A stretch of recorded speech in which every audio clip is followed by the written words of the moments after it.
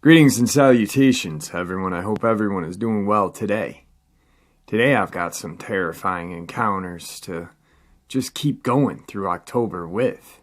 Before we get into these encounters, a couple links though. As you know, I rely on my Patreon, my PayPal, and my merch to help this channel to continue to grow and go. All of those links are in the description below. I also have a second channel for creepypasta, fan fiction, and scary voice acting. Stories that, well, they really don't fit on this channel. Now, if that's anything that you're into, follow that link and give those stories a listen. You may just like what you hear. Now, I've taken enough of your time. Let's get on with today's upload. Shall we? Tonight's first encounter. Last year, I was backpacking with my brother in the mountains of West Virginia. To get to our destination, we had to drive for about 2 hours up a very long and deep-ditched road. After reaching the mountain, we got all the gear out of the car and started our hour-long hike into the woods. Our destination was at the edge of a small lake. Behind us was the long path back to the car, which was covered by fallen trees and thick brush. The area was surrounded by high, jagged cliffs. After about an hour of resting, we set up camp and started a fire. We proceeded to cook as the sun set over the large rock walls across the lake from us. Just after the sun went down is when the strangeness began. Every half hour or so, my brother would hear what he said were soft footsteps coming from the trail behind us. I was really tired and kept blowing it off as a joke. However, as the night passed on, he refused to stop talking about what he was hearing. I told him to shut up because I was tired of hearing it. At around 11 at night, the situation became more bizarre. I had nodded off with my head propped on a log. Then suddenly a large crash could be heard from across the lake. My brother and I both got to our feet and grabbed our shotgun and .44 mag and walked to the edge of the lake to see if we could spot what had made the noise. After a minute of staring into the pitch-black night, we decided to go back and lay down. We both thought it must have been a loose boulder that had fallen off the face of the ridge. That was until my brother told me to stop in an abrupt whisper. "Look there," he said, pointing towards the ridge to our left. It was then that I realized my brother really was hearing things all night long. About 100 yards away from us in the tree line was a figure that looked to be at least 10 feet tall with glowing golden eyes. Paralyzed with fear, my brother and I watched as the large figure swayed back and forth, never taking his eyes off us. "Let's get the fuck out of here," my brother yelled while shooting a round from his .44 into the lake. At this point, the figure stopped and stared. Its eyes seemed to get larger and brighter. Then, just as quick, the eyes were gone. We immediately started stoking the fire as fast as we could, not knowing if the figure would return. We decided to stay up all night, taking turns adding logs to the fire. After an hour or so, we heard a faint rustling in the brush.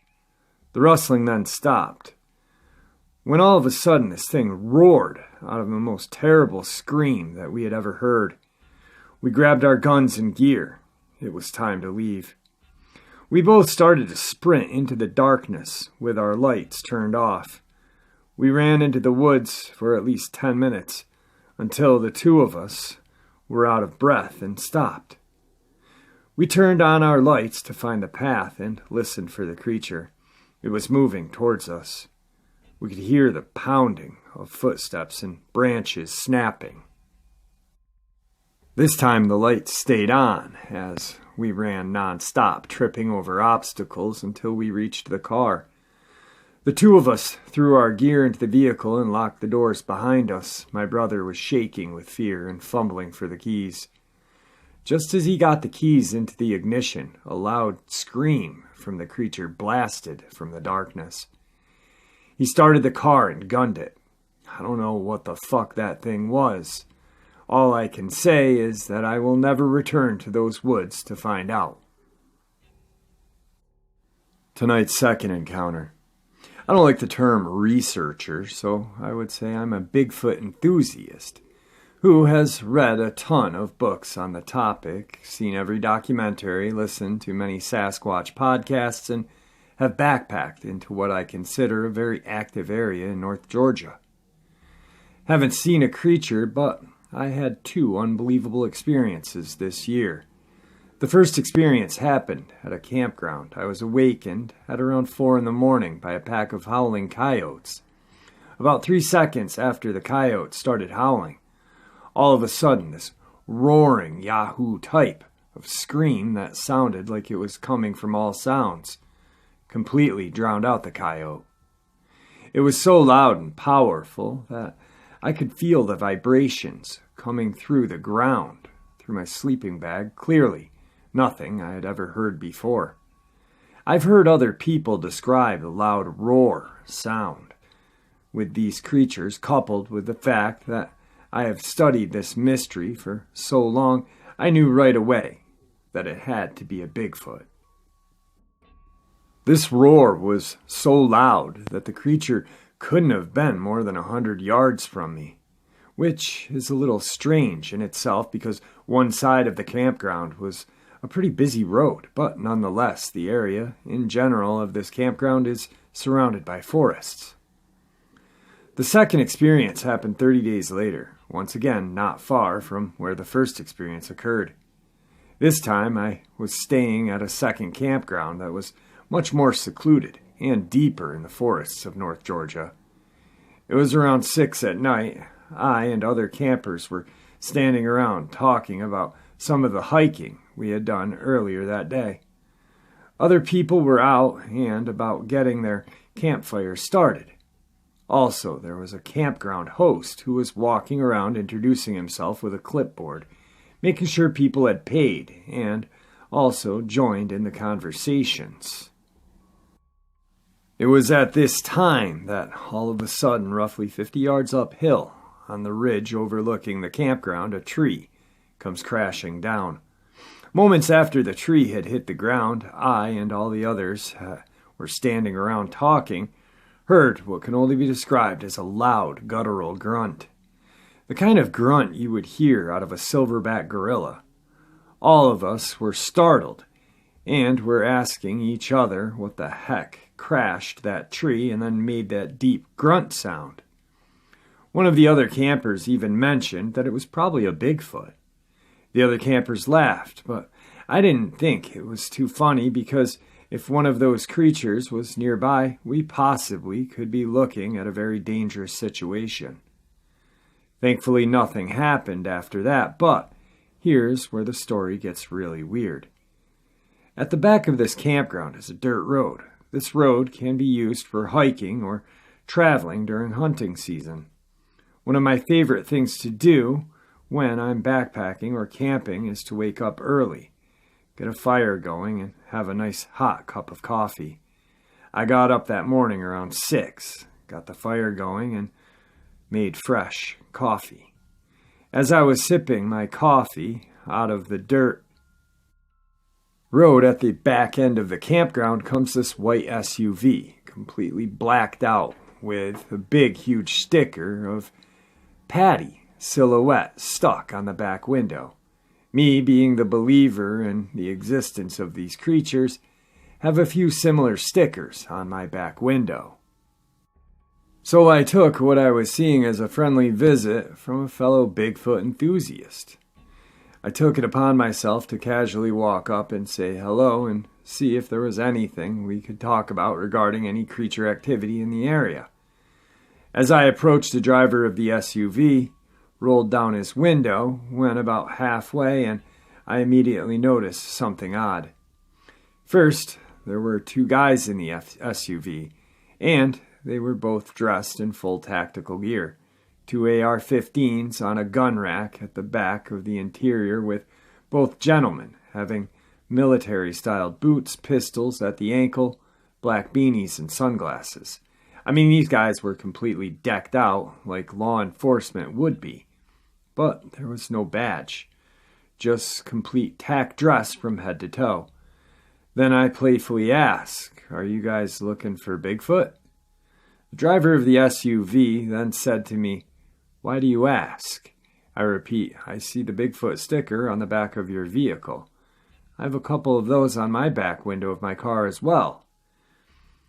The reply I received was very strange. The driver just looked at me without saying anything, and then the passenger guy, in a very stuttering kind of manner, said, "It's just a practical joke sticker for my girlfriend."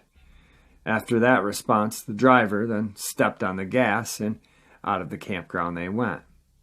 I just find it odd that there is a perfectly healthy tree pushed over, followed by a gorilla-like grunt, and then these two tacked, possibly military guys, show up the next morning out of nowhere, driving a blacked-out SUV with an oversized Sasquatch sticker on the back window. Very, very odd in my opinion. Today's third encounter, Raldo, New Mexico. My sighting happened in the summer of 2007 when I was working the night shift at a surface coal mining facility.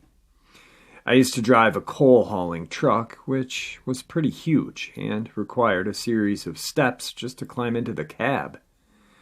I just completed my pre-shift inspection and I noticed that my radiator was leaking. I called my supervisor and he asked me to drive the truck to the shop. The shop was about 6 miles to the north from the coal pits, which was located in a remote part of the Navajo reservation. I drove the truck to the shop, called the shop foreman, and he radio requested that I park the truck at the south side of the shop. I parked the truck and I lowered the ladder and descended the ladder. I wanted to see how much fluid was left in the radiator. So I lowered the rear ladder and climbed into the engine compartment. The leak was pretty bad, so I climbed down the ladder, and that's when I saw what I believed to be a skinwalker. It was the weirdest thing that I had ever seen. I seen it was about 200 feet from me. It was walking around the other mining equipment. It looked like a huge dog. The fur was beige in color, and it walked on all 4 legs. The coat was pretty patchy, missing clumps of fur and bald spots. It smelled really bad, like a rotten roadside corpse. It had seen me and started to walk towards me. I pulled out my flashlight, and I noticed that the dog's eyes did not reflect any light. Its eyes were black and lifeless. Its head made a bobbling motion, and it was walking towards me. Its head was huge. It looked like a bull mastiff, which was my first impression. I initially thought, this is a huge dog, and it's probably sick and hungry. It got within 20 feet of me, and I pulled out my pocket knife. I was ready to defend myself if this thing wanted to attack. I started to walk carefully towards the shop and kept my eyes on the creature. It followed me, paralleled my every step. Its walk wasn't natural and fluid like a normal dog. It moved in an unnatural way. I walked about 150 yards to the shop and it kept its distance. I finally got to the shop and the skinwalker stopped at the driveway of the shop bay doors. I went inside and told the shop foreman and to come and see this weird-looking dog. We both went outside to see it walk away from the shop and turn around and look from the corner of the building. A few seconds later, my supervisor drove around that very corner, and I asked him if he had seen a weird-looking dog animal. He said that he hadn't. I told him that he had to have seen it. He drove in the very direction that it walked off towards. I described what I saw, and my supervisor said that it was a skinwalker. That night, my supervisor made me ride with him throughout the rest of the night shift. He opened me up to a world and told me of his experiences while he worked at the mine. I haven't had any more experiences since that encounter, but I've seen mysterious lights around the mining area that do not make any noises. Tonight's fourth encounter, I have to say that for most of my life I had hiked and hunted and never encountered anything like a Bigfoot or a Dogman, or anything really. I've seen bear, deer, fox, all manner of skittish critters, but never found a sign or a footprint or seen one. Then in '93 I had a close personal friend visit me. He and I were having a good time catching up, and somehow the subject of Bigfoot came up. I told him that I didn't believe in it, that I had been all over what was supposed to be Bigfoot hotspots, and I ain't seen a damn thing. That's just a bunch of bullshit. He then gets all serious and sullen-like, and I'm looking at him as he tells me of his encounter with a Bigfoot. He said the one he saw was down in Georgia while he was hunting. He was going to position himself in an area where timber had been harvested the year or two before, because the old logging roads were still open, and the weeds had grown high and provided cover and food for them. He located a snag of treetops that had to have been left behind from the logging operation. He got up in there as it provided him with a good cover spot and afforded him a very clear line of sight down these old logging roads. So he settled himself in. It was about 3 p.m, so he poured himself a cup of coffee and took out a snack bar. As he relaxed a bit before he needed to get serious about being all stealthy. He said he had finished eating his snack bar and was about to light a cigarette when he noticed what appeared to be a man come out of the tall weeds, who started looking around at the ground like he was looking for tracks. He also noticed that while it had the correct features for a human, 2 arms, 2 legs, 1 head, the head seemed odd.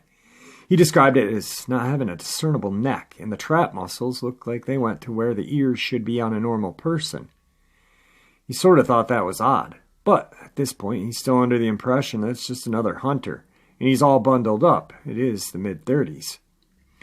So, my buddy doesn't really concern himself too much with it. The guy's just looking about, and he doesn't see a sign of a gun on him. He could be out scouting or something. Then he noticed that he suddenly had crossed the road and gone into the tall weeds. Now, they are brown, as it is late in the season and right after Christmas, but they provide some very good cover. Now, my buddy is a little concerned because there's what he believes is a human right in the immediate area he's hunting. And take my word for it, nothing will upset a hunter more if someone is messing up his hunt. Well, this guy isn't right there. He could be hit by a bullet. My buddy isn't his normal tree stand shooting downward. He's on the ground and shooting level in an area that has been clear cut.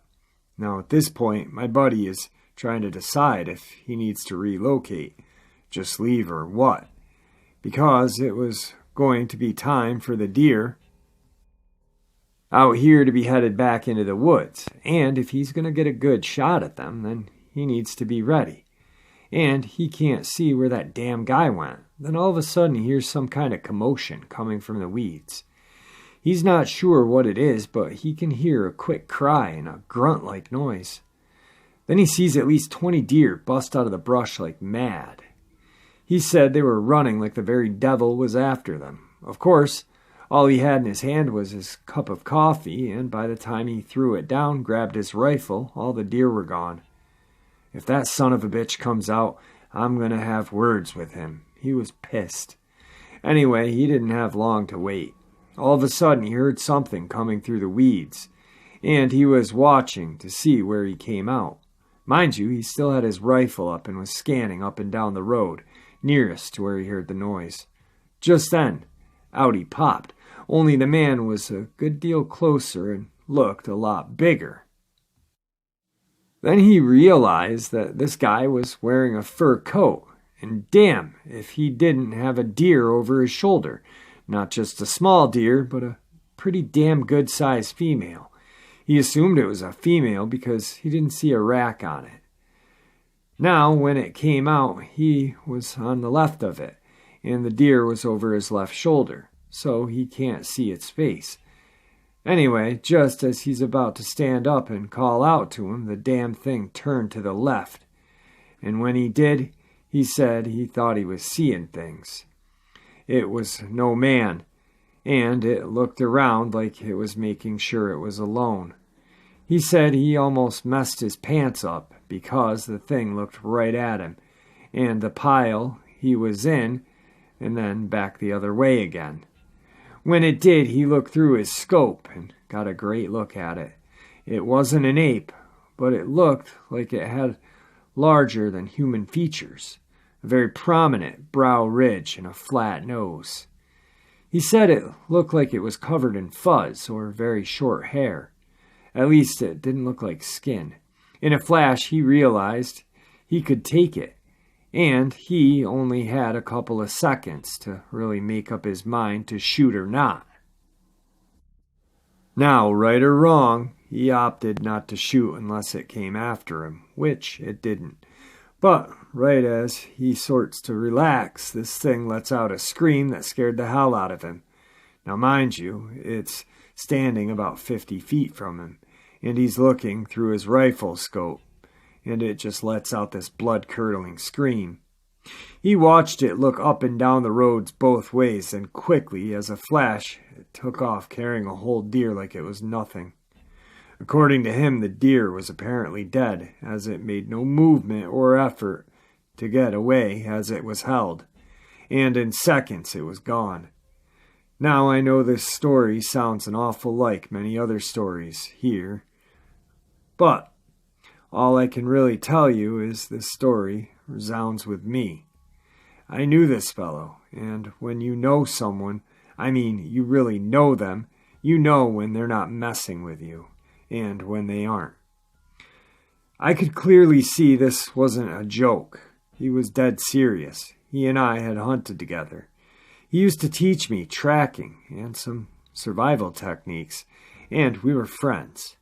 He never would make up a story, and when I would go hiking or hunting, I started paying a little more attention to things, and when I did, it was like magic. I started seeing things I had never seen before, but now they seemed to make sense. I believe there is a big old primate-like thing in the woods. I have never found a track or seen one, and I haven't really found anything that I can point out and say, see, this right here, there's your proof. However, I do get out, and I'm always looking. Now, as for my buddy, God love him, he was killed a few years ago in an unfortunate freak accident at work. But just that preceding weekend, he and I had spoken on the phone, and I guess we went on a good hour and a half talking. And as it happened, I asked him about that Bigfoot again, and he told me. He had quit hunting years ago. He didn't say if it was because him seeing the Bigfoot, but I sort of got the impression it was. So I look for it whenever I go out and get a chance to look around. I don't want to offend anyone, but I'd like to say that I would like to shoot one and bring it in for a real analysis and have scientists verify that they are real. Not so much for me, but for my friend who told me about seeing it, sort of to honor him. Alright, I'm gonna just stop right there quick before I go on to the last encounter, but that guy's a fucking asshole. That's just like shooting a Bigfoot for fun. Just, I mean, yeah, your buddy died in an accident. That sucks, that really does suck. But to go out and shoot a Bigfoot for your buddy's memory or whatever, what a fucking toolbox. Anyway, on to the next and final terrifying encounter. When I was a boy, my mother and I lived with my grandfather, who had a farmhouse in the rural location of southwestern Pennsylvania. My grandfather was a handyman who also worked a small blacksmith shop in his old barn. My grandmother had died before I was born, and my father had also passed away while serving overseas in the U.S. Army. Beginning in the summer of 1946, we noticed strange howling sounds coming from the woods that surrounded the property. The activity came at night and was very frightening when the howling came close. The sounds didn't seem to bother my grandfather, though my mother and I were shaken when it would begin. The sounds continued off and on for about a year, but we never noticed any animals. My grandfather and I would hunt for deer and squirrel in the woods during the colder months, but we never saw any signs of unusual animal activity. One late afternoon in spring of 1947, I was helping my grandfather in his shop when I noticed something moving around the edge of the woods, near an area where my grandfather had a few junk cars and other items. It was about 200 feet from our location, but I clearly noticed someone or something moving around. I told my grandfather to look. He walked to the door, lit his pipe, and said nothing. After a minute or two, he turned around and got back to his work. About that time, this thing moved into the woods and disappeared. I couldn't judge how big it was, but it sort of reminded me of magazine pictures I had seen of a large ape that was said to inhabit the Asian jungles. Later that evening, I told my mother what I saw. She was shocked because she knew I wouldn't lie to her, and that the howling sounds had been closer lately. I also told her that my grandfather's response when I pointed out to the creature. She immediately stood up and walked into the sitting room in order to ask my grandfather what it was. He started to shake his head slowly and said that he was hoping that we wouldn't see it, because he was worried we would be scared and leave him. After assuring him that we would never leave him, my mother again insisted that he tell us what the creature was. He looked away, took a deep breath, and said, "It's a dark walker," and said that they live in the woods for many years. He said native Indians called it a stone spirit, and they thought that it was an evil spirit who would appear when someone was about to die. The last time he had seen a dark walker was the night before my grandmother died. My mother was skeptical of a harbinger of death angle, but she sensed that there was something unnaturally nearby. The howling continued each night, though we hadn't seen any signs of this dark walker. One warm evening, we were sitting on the back porch. There were a few howls, but it seemed like the sounds were further away. We were listening to the radio when, all at once, my grandfather stood up and looked out towards the barn. He turned to me, "Boy, go and get my pistol and ammo. Hurry now." I ran into the sitting room and grabbed the .455 Webley revolver and a handful of bullets from the old steamer trunk. I handed it to him and watched him load the gun. He then picked up a hatchet and slid it in his pants belt. "Now, both of you get into the house, now." We were in the kitchen, looking through the screen door and watching my grandfather walk slowly toward the barn. We saw him turn and walk out of sight into the dark. I decided to grab my shotgun and kept it nearby. After a minute or so, we heard 3 gunshots and a blood-curdling scream emanate from the woods near the barn. Then it suddenly stopped, and it was completely quiet. We were frozen and wondering if we should go and look for my grandfather. A few seconds later, we heard him yell, "Stay in the house until I come back." I heard the pickup truck start up. I looked out the storage room window and saw my grandfather drive to the back of the barn and park. Several minutes later, he backed up and drove by the side of the house out into the road. I could see that there was something in the back covered up with a tarp. It was getting late, so my mother told me to go to bed. The next morning, I came downstairs and sat beside my grandfather, who was reading the paper and drinking a cup of coffee. My mother was sitting at the other end of the table, staring at my grandfather. Not long later, she said, "Well, Dad, tell him." My grandfather put the paper down and looked at me. "I killed the dark walker." That was all he said. My mother told me not to tell anyone, and the matter was closed. We never talked about it again. My grandfather lived another 15 years, and my mother stayed with him until his dying day. When I grew older, I moved away and raised my own family. I would return home and visit each summer, and never heard another howl again. wow, some pretty good encounters right there. Granddad putting down the Dogman, protecting his family. I believe 100% that was a Dogman.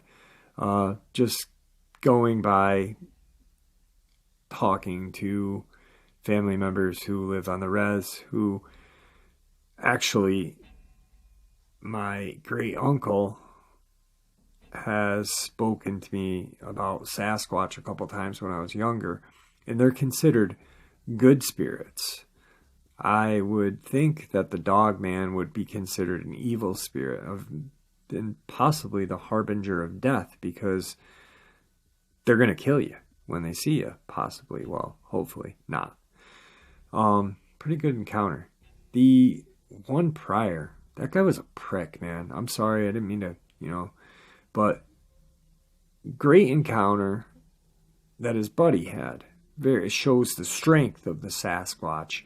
Shows, how their hunting ability, that they were carnivorous as well. They just weren't, omnivore or herbivores, that they're omnivores. And then this toolbox wants to kill one just for his buddy's memory. Like I said, it's sad that your pal died, but don't go and kill a Bigfoot just because your buddy died. Like, you're an asshole. Anyway.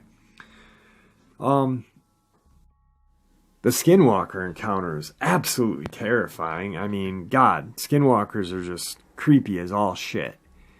To see it stalking you as you're leaving your work truck, trying to walk back to a garage, I can't even fathom what that dude is thinking about. The first encounter, the West Virginia encounter, definitely a Dogman, and it was so cool how he talked about when his brother shot at the lake, its eyes seemed to glow a stronger golden color. That's terrifying. I don't care who you are. You could be John Rambo, and you're still gonna shit a brick when you see that. Anyway, I'd like to make a plea to the gentleman who shared his encounter with us, the Delaware, Pennsylvania camping encounter where he had killed a Dogman.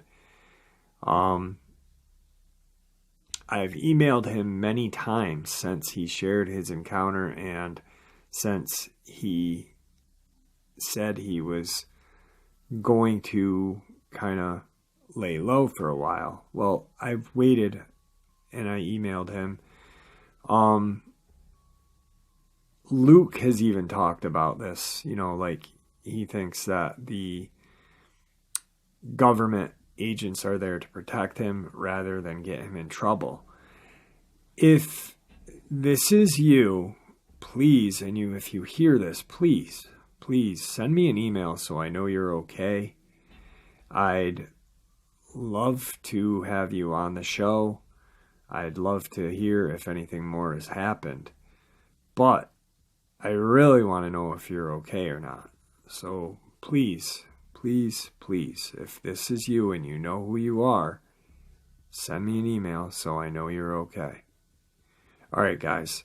With that, I am going to... Oh, wait. Quick. The book by Tom Lyons, The Dogman Frightening Encounters, I finished yesterday, submitted. It was approved by Tom. Now we're waiting for Audible. He offered me... he emailed me and said, hey, would you like to start working on your next book? Of course, I'm going to do it. I'm still healing up. My leg's still a little sore.